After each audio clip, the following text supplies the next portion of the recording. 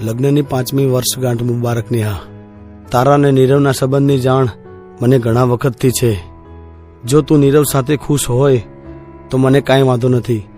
ફક્ત દુઃખ એ વાતનું છે કે તે મને ભોળપણમાં રાખીને છેતર્યો. આજથી હું તને મારા તમામ બંધનમાંથી મુક્ત કરું છું. અને આ સાથે થેલીમાં મારી તમામ પ્રોપર્ટીના દસ્તાવેજ છે જે મેં તારા નામે કરી દીધા છે. અને ડિવોર્સ પેપર પર પણ મેં સહી કરી દીધી છે. અને હા, એક ખુશ ખબર છે.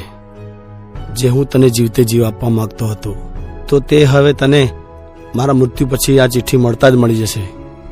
અને તે કે તું માં બનવાની છે. આઈ લવ યુ સો મચ. આજથી તારો નહીં પણ પરાયો જિગ્નેશ.